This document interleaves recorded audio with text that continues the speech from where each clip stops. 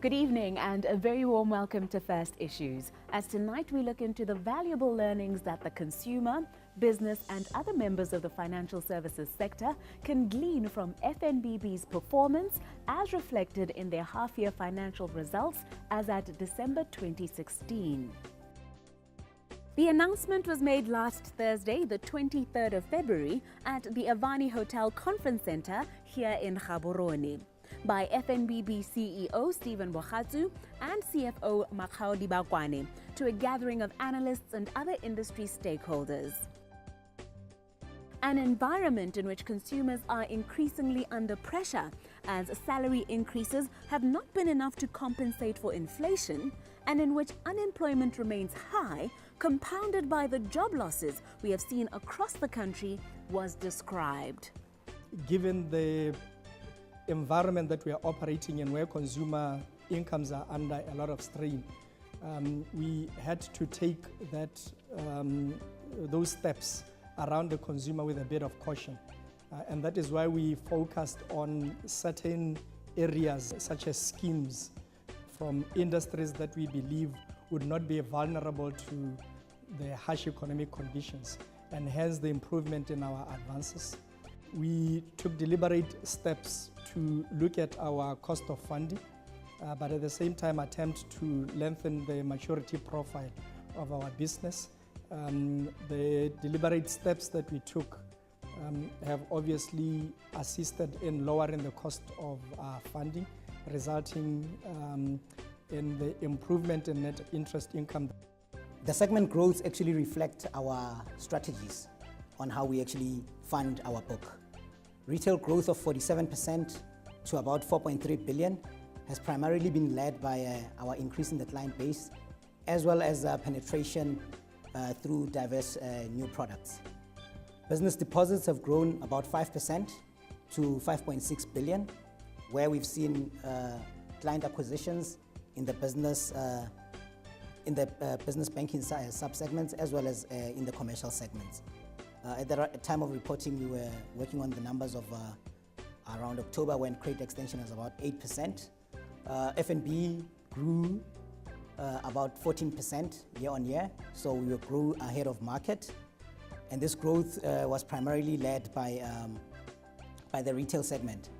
So, as well as in the market, we've seen that the market credit extension is also primarily driven by unsecured lendings.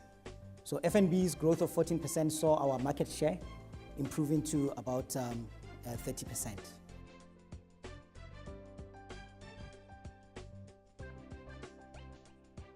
FNBB specifically had to contend with a 56% increase in impairments, as well as a 20% increase in costs during the period under review. But despite this, the bank managed to return its profits back to the positives for the first time in 2 years. 9% increase in profits after tax, 35% increase in net interest income, and 6% increase in non-interest income. It is not the double-digit growth in profits the industry leaders previously enjoyed, but it is a real improvement from the -15 recorded at year-end. CEO Stephen Bogatsu gives us a clearer idea of the environment in which the bank produced such a stellar outcome. From a global perspective, it has been an interesting environment to operate in, with the Brexit and the US elections. Obviously, all those events have an impact on the rest of the world, and Botswana is also impacted. We know that the Brexit is going to have an impact which is yet to be assessed around our beef industry in particular. We know that the focus of the new administration in America is actually rejuvenating the American economy. What that is likely to result in is obviously flight of capital from emerging markets to markets such as America, because it's expected that there will be growth there. We also know that that is likely to have a good impact on our diamonds. Some of our diamonds are sold in that market. So we expect that there will be some positive spin-offs from what the new administration is focusing on. On the local front, we experienced a number of corporate failures, if I can call it that, last year, that have had an impact on the industry, the banking industry. The one that sticks out like a sore thumb is obviously BCL, where the banking industry was impacted directly and indirectly, directly to BCL and indirectly through staff members and other industries that were dependent on BCL for survival. So it has been a pretty challenging environment from that perspective. But what we are also seeing is that there's a bit of recovery that we are beginning to see. Diamond sales have improved. Statistics indicate that credit extension is also improving. If you remember last year, I was actually worried that the national credit statistics indicate that the consumers are borrowing. So credit extended to the consumers was growing by double-digit numbers. And credit extended to businesses was just declining. In any environment, you have to be worried when it's consumers that are borrowing, because consumers borrow in order to augment their income. But businesses borrow in order to grow, because they're seeing growth opportunities and they're also creating employment. So we are beginning to see businesses grow. If you look at the latest statistics, businesses are credit extension to businesses is actually improving by about 8% if you look at the November statistics. And credit extended to the individuals is actually declining, of course reflecting the pressures that the consumers are under.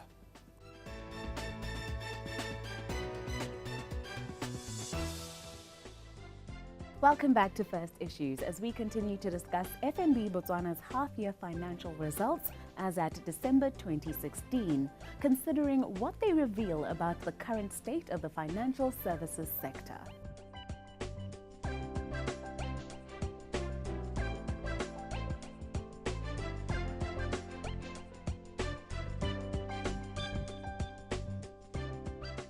Joining us now is the bank's CFO, whose presentation last Thursday focused on the bank's key performance indicators. For the first time in 2 years, it appears as though the institution is back to its industry-leading positive growth trajectory, posting a strong balance sheet growth of 9% during a difficult economic time. Makgaudi Bakwane details the bank's performance during this period further. The results for December 2016 actually tell a story of a recovery. Considering that last year, same period, we reported a decline in profits of about 15%, while in the current year we reported a profit growth of 9%. In the prior year, the decline was primarily driven by top line pressure, where we experienced about 150 basis points decline in interest rates, and that had truly put the margins under pressure, even though we had already started our strategies around managing cost of funds. However, in the current financial year, we experienced a growth of about 12% in advances, and on the back of that, interest income on advances increased by about 16%, mainly due to good margins on our retail book, as well as purchase order finances on the business side. And then the strategy of reducing cost of funds really paid off, as we saw a decline in cost of funds of about 40%. And that resulted in our net income from net interest income increasing by about 35%. So that is mainly the story of the performance for this year, where we actually saw a very strong top-line performance, even though we had a negative impact of BCL coming through, as we saw our impairments increasing by about 56%.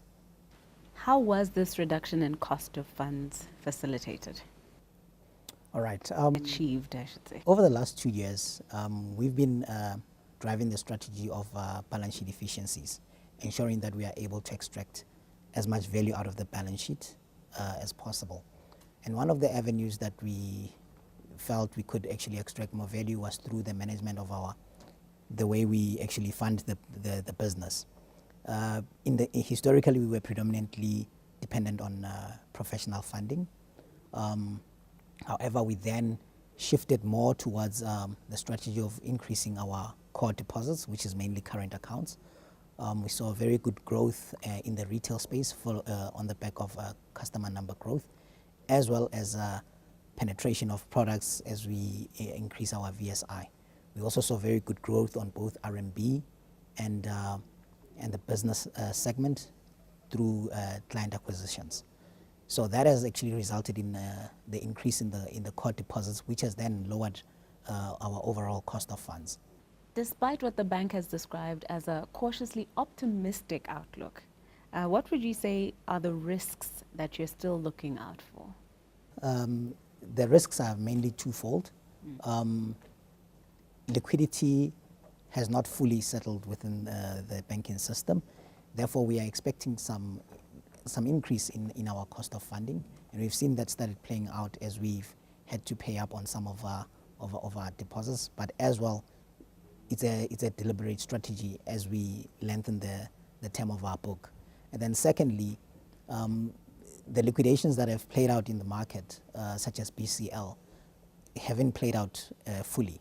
So even as we indicated in our results, we are still going through the process of ensuring that we are fully provided for the BCL exposures.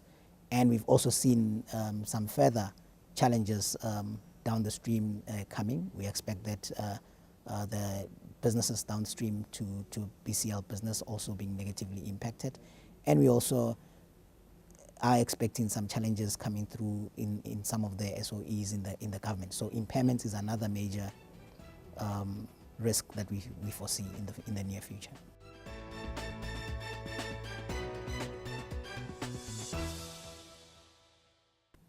Thank you for staying with us as we continue our discussion with both the CEO and the CFO of FNB Botswana regarding the bank's half-year financial results. We asked both Stephen Bagatsu and Makgaudi Bakwane whether it was more the changes in economic environment or the strategies that the bank adopted that accounted for the strong balance sheet growth of 9% from 20.5 billion pula to 22.4. The signs of recovery are only beginning to show now. A strategy that we adopted a while back was on realization of the fact that businesses were actually not growing. I mean, a number of our clients had actually requested facilities, but they were not drawing down because they could not identify the opportunities for expanding their businesses. So we made a deliberate strategy that we are going to go into the retail space and pick some of the opportunities that availed themselves around the retail space. If you look at our book, we have actually grown, we have outpaced the market in our growth in the retail segment because that's where the opportunities were presenting themselves.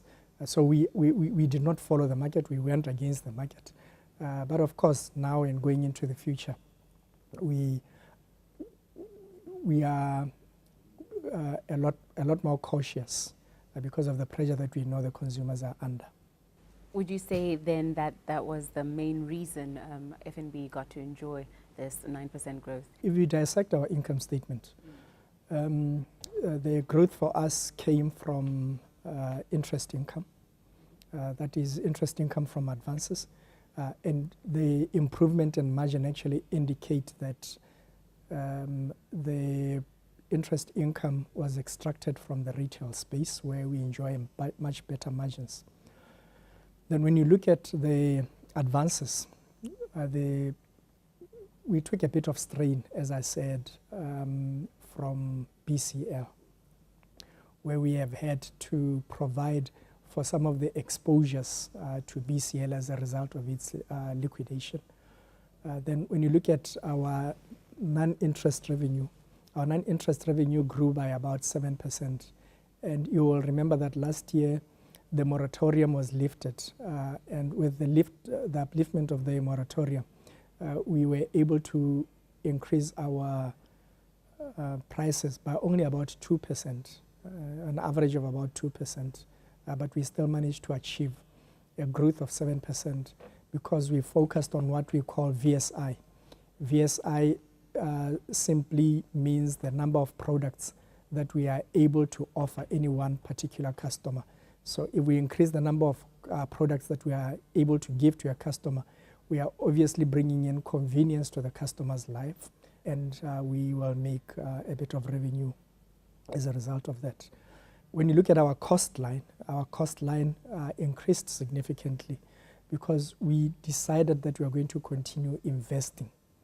Even in this difficult environment, we still believe that there will be opportunities when the tide turns, and we were just readying our infrastructure to make sure that when the tide turns, we are able to take advantage of the opportunities that will present themselves. So we invested in staff. We invested in 2 new branches. We opened a branch in Muchulu, we opened a branch in Mogoditsane, just reflective of our confidence about this environment. So a combination of all that resulted in our 9% year-on-year growth as a bank. Despite the 20% increase in costs?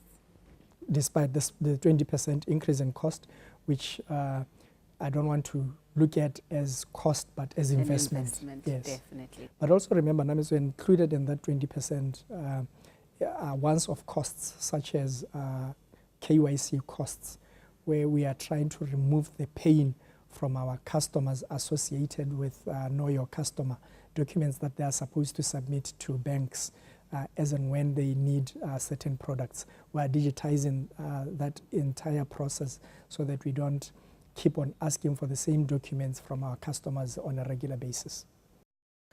I would say we benefited to one extent on the macros, but as well the macros have been tough. We've been able to take advantage of when liquidity started improving in the market. Therefore, we were able to raise better priced liquidity. Therefore, we saw the benefit of cost of funds coming through. However, on the other hand, the current economic environment has been really tough on both the consumer as well as businesses, where we've seen business closures, liquidations happening. Therefore, people ending up being unemployed. So we've seen an increase in our impairments. Therefore, yes, the macros have played on both sides of the equations, but more on the benefit side. During what we assume is a recovery period for the bank, will it be business as usual for FNB, or can we expect to see a change in their tactics? It is not business as usual at FNB. We are busy refining our business model, refining our strategies on how best we can service our clients. We want to ensure that our customer centricity model is entrenched, ensuring that service is upheld to the highest standard. So we definitely need to do that. We know that competition is also watching. They also want to grow at our expense, given that we are the major player in the industry. Yes, that is in keeping with an operation of our size, just to make sure that there are efficiencies in the system. But we also know that the Minister of Finance, about 2-3 weeks ago, outlined a number of themes that will be happening in line with NDP 11. And we have identified a number of areas that we want to play in as a bank in order to support government and ensure that we are a key player in the rollout of NDP 11. With the first half of the financial year positively done and dusted, what are expectations going into the second half? What will be the bank's focus going into the year? There are a number of areas that we are focusing on. There are so many inefficiencies that have crept into the system. So we are going to focus on a lot of inefficiencies to rid the bank of the inefficiencies around costs, around credit turnaround to our customers. We are going to focus on our service to our customers. We are concerned with the level of service that we are giving to our customers, and there's a lot of focus that we are going to be placing in the next couple of months on just ensuring that we are giving the customers the service and the convenience, improvement on our turnaround time. So we're looking, we will be internally focused for a couple of months just to make sure that we are delivering to our customers what their expectations are. We will continue to invest in other sources of income. We're exploring other avenues or other profit pools in the market so that we can diversify from other income lines that are susceptible to economic conditions. So that is going to be our primary focus for the rest of this financial year. We remain very optimistic, but we are not deluded to think that it's going to be an easy second half. The impairment story that has unfolded in the first half is not going to abate. If anything, it actually requires more focus from our side to ensure that we avert a worst case position. Therefore, the full impact of BCL and any further downstream impact, we will definitely have to be ready in terms of our processes to ensure that we do manage that risk coming through. However, we've seen that a number of our significant once-offs that affected our cost base will actually wash out of the system, if, for a lack of a better word, because now the cost will effectively be annualized. The impacts of depreciation, of changes in our depreciation policies will actually have taken full effect into the financial year. So those are some of the things that we believe will actually bring some normality into our cost base as well. So therefore, those are some of the positives that we see into the second half.